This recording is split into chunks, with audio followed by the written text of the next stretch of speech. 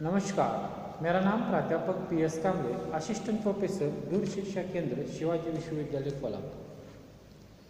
आज हम BA भाग 2 ऐच्छिक हिंदी सत्र 4 प्रश्न पत्र क्रमांक 6 में से कितने प्रश्न करूँ, इस खंड काव्य के जो पात्र है उस पात्रों का परिचय कराएंगे।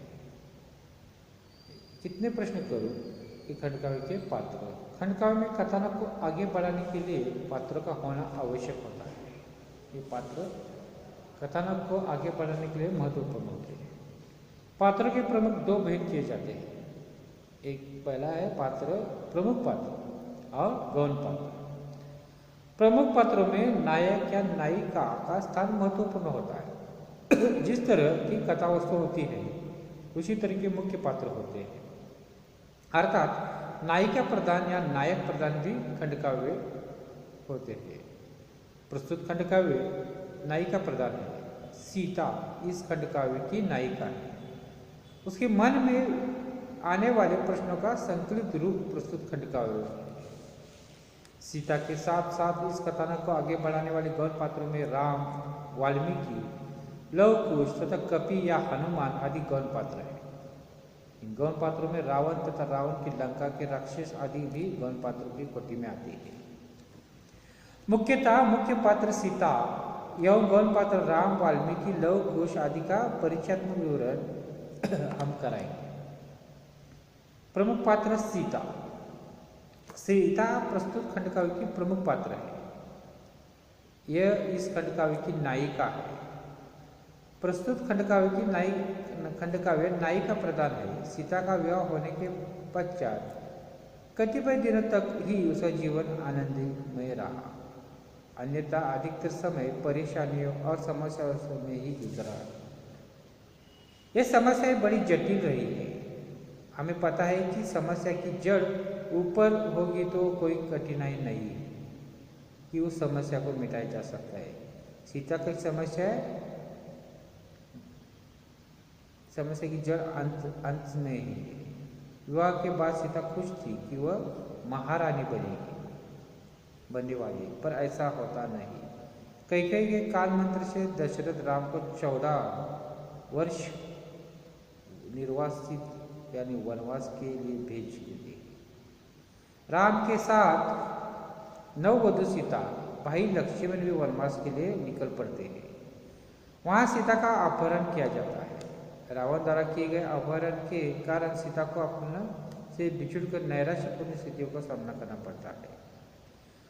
प्रभु रामचंद्र सीता को रावण के शिकंजे से छुड़वा लाते हैं। कुछ पल इनके अच्छे गुजरते।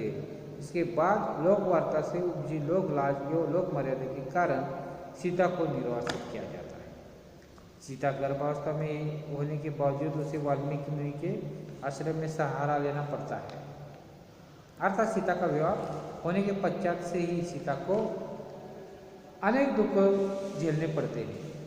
लव कुश जैसे होनहार संतान को वह जन्म देती है। पिता के समान वाल्मीकि उसका आधार बनते हैं। सीता को निष्कलंक साबित होने के लिए अग्नि परीक्षा देने का सुझाव राम द्वारा दिया जाता है।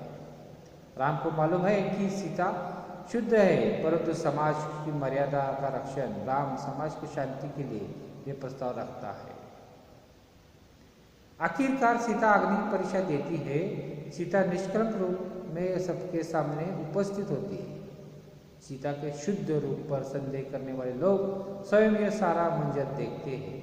विवाह के बाद वनवास के बाद अग्नि परीक्षा के बाद निर्वासन और अंत में निर्वासन के बाद पृथ्वी प्रवेश कर सीता धरती माता में समा जाती है। मैं जन्मी थी पृथ्वी से पृथ्वी में जाती हूँ अब। लो हुई काल गति पूरी, लव कुश का भार गहो अब। सीता का चरित्र उज्जवल है, पावन है। मर्यादा का उल्लंघन कभी उसने होने नहीं दिया। प्रजावत्सल है। सीता का चरित्र महान है। वो आत्मा लाभ करती है, पर पति और प्रजा का विरोध नहीं करती।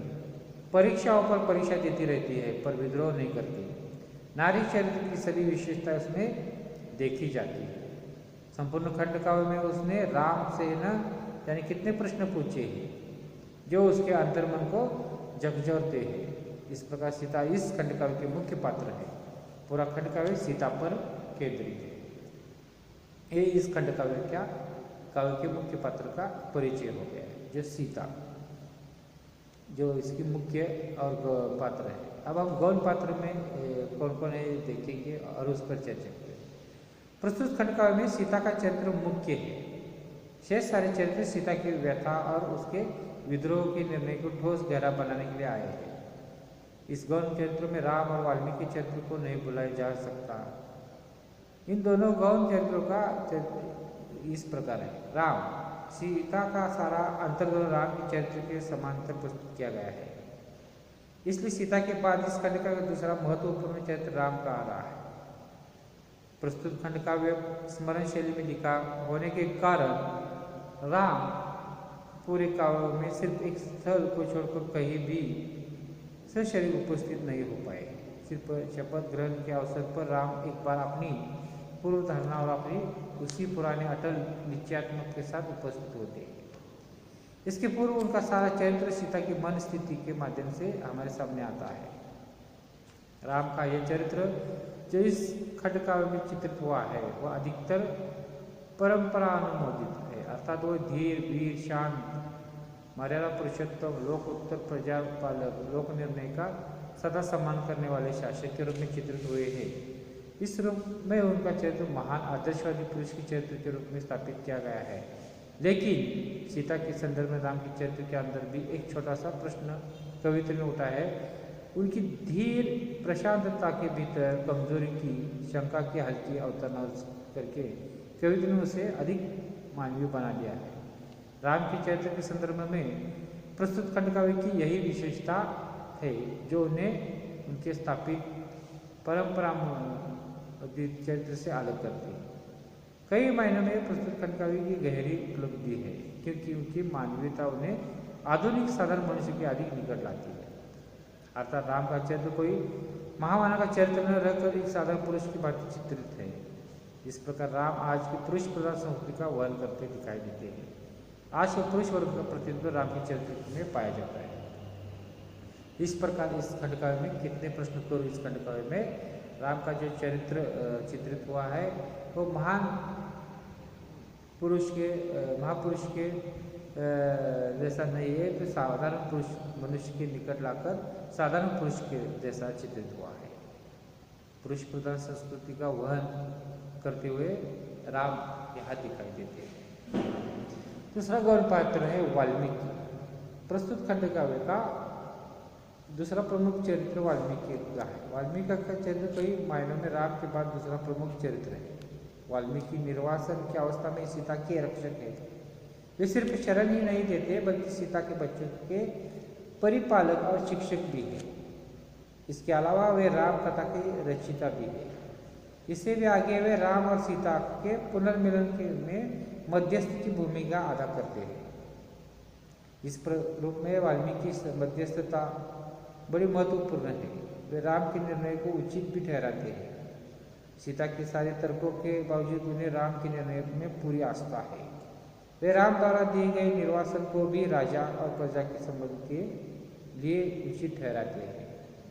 लेकिन राम के निर्णय को उचित ठहराते हुए भी सीता के ऊपर अपने विचार नहीं लादती, बल्कि उन्हें निर्णय लेने के लिए स्वतंत्र छोड़ देते हैं। यही नहीं, शपथ ग्रहण के सार्वजनिक समारोह में वे सीता की निष्कलंकता के पक्ष में अपना सीधा साधा किंतु प्रबल तर्क देते हैं। इस प्रकार वाल्मीकि का चरित्र एक समन्वयकारी चरित्र के रूप में कविता ने हमारे सामने प्रस्तुत किया है।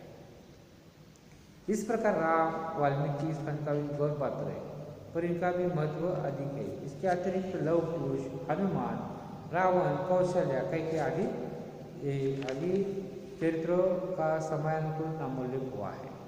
इन सभी पात्रों खंड काव्य के आगे बढ़ाने में विशेष योगदान देते हैं। इस प्रकार आज के इस वीडियो में हमने जो कितने प्रश्न खंड काव्य है, इस खंड काव्य के जो पात्र है उस पात्र का संक्षेप में परिचय देगा।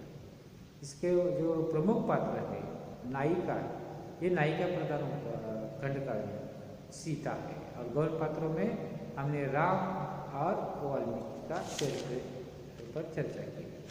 और इसके अतिरिक्त जो पात्र है लव कुश, हनुमान, रावण, कौशल्या आदि भी प्रमुख पात्र, गौण प्रमुख पात्र है।